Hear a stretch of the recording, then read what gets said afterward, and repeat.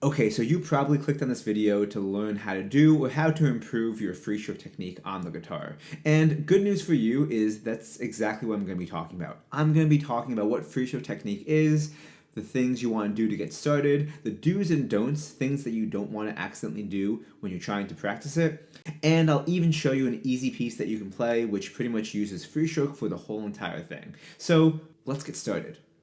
So the first thing, what is free stroke technique? So on the guitar we have two different kinds of stroke, free stroke and rest stroke. For free stroke, the fingers instead of resting are going to go into the hand. So I guess we could think of they're freely going to the hand, I'm not quite sure.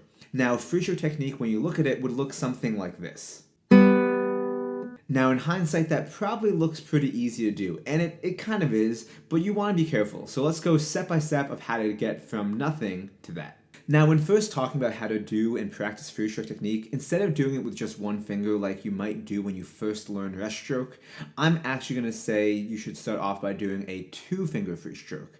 This is because it allows you to engage the fingers all at once together, kind of like letting them work as just one unit. This is going to be a great way to learn how to practice good free stroke and also then segue into doing the fingers independently. So the first thing that I like to tell my students to do is to take their thumb and place it on the fourth string and make a fist with the hand. Now take your hand, let the fingers relax, be loose, and make the fist again. This is a pretty natural motion for the hand. You know, if you think about it, the fingers move in this way pretty much all the time when we do use our fingers. Think about when you pick something up or when you let it go. This is the exact same way the fingers have been moving probably since almost the day that you were born, if not the day you were old enough to hold something. So after you've done that for a little while, let's get into how to do this on the guitar. So to do this on the guitar, you're going to get yourself set up the same exact way, except this time, before you make the fist, place your index finger on the third string and the middle finger on the second string. Now once you do that, the only thing you have left to do is do the exact same motion again and aim towards your palm.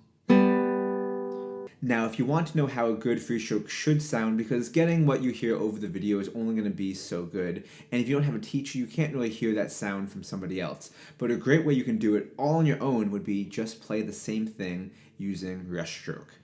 As the great guitarist Pepe Romero said, the rest stroke is the teacher of the free stroke. So if you have a good rest stroke, use that as a model to help you figure out how your free stroke should sound.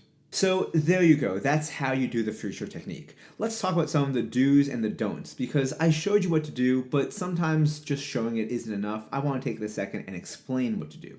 So for the do's and don'ts, the first thing that I want to talk about is just having good right arm and right hand placement. Number one, you want to find where you want to land on the guitar. You're going to take the bridge, go up on the body, and stop right here when the body ends. Now, you're going to land that part of the guitar on this part of your arm, about 2 inches or so from your elbow.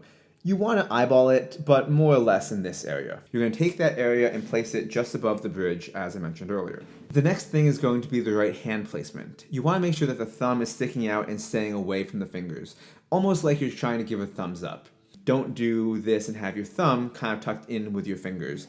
If you do this, the fingers will have no room to go, and they're either going to collide with the thumb or do one of the other things that we don't want to do. So when we make the fist, the thing that you want to think about is, where is the motion coming from? We have 3 joints on our fingers. We have our tip joint, our mid-knuckle joint, and our base knuckle joint. Now, these knuckles on the fingers are pretty much, I like to think of them almost the same thing as the arm. We have the shoulder, we have your elbow, and you have your wrist. Now, if you were going to throw a ball, you wouldn't have the motion beginning from your wrist, or you wouldn't have it beginning from your elbow. The motion begins from your shoulder, it moves down to your elbow, and then out through your wrist, and then you let go with the hand, and the ball, if you're a good thrower, can hopefully go pretty far. When you're moving from the base knuckle joint, it looks something like this.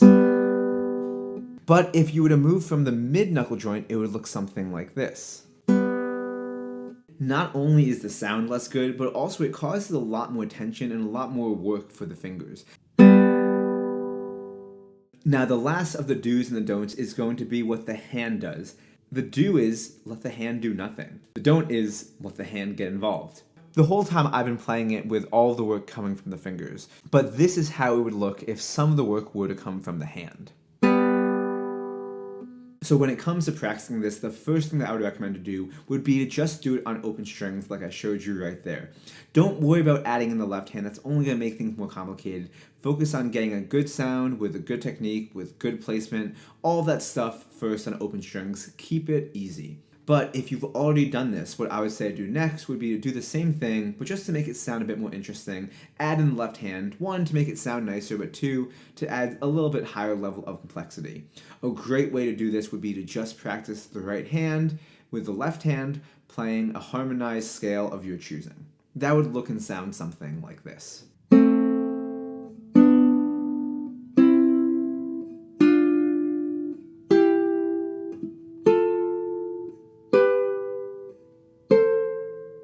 Now, the final thing you want to do before you go ahead and start pushing this technique into pieces such as Villalobos A2 to 11, I believe, or any pieces that have this technique in it at all, I would highly recommend to practice it just on a study that uses this technique for the whole entire thing. The study that I'm going to show you is going to be the Allegretto by Mauro Giuliani.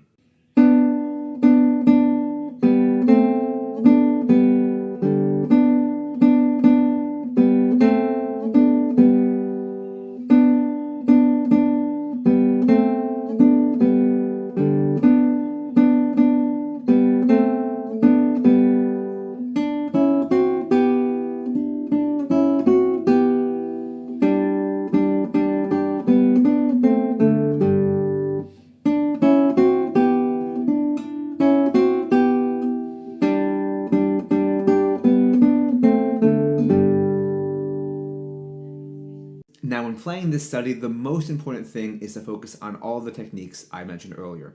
Let's make a quick list before the video ends. Number one, make sure that the right arm is placed correctly. Number two, make sure that the right hand is placed correctly and the thumb is sticking out away from the fingers. Number three, when the fingers play, make sure that you are moving from the base knuckle joint and you're not letting the hand assist, and you're letting all the work come from the fingers. And last but not least, probably one of the most important things at all for this, as well as any other technique that you're practicing new for the first time, go really slowly. It's gonna be annoying, but trust me, it will really pay off. Anyway, that's all for today's mini lesson. I wanted to make this because it had some students working on free stroke technique. If you have any questions, of course, go leave them in the comments down below, and I'd love to see you guys checking out some other videos of mine. If you want to find out more about guitar history, guitar composers, pieces, guitars, and just me talking about classical guitar stuff in general. Anyway, thanks again for watching, and I'll see you guys in the next video.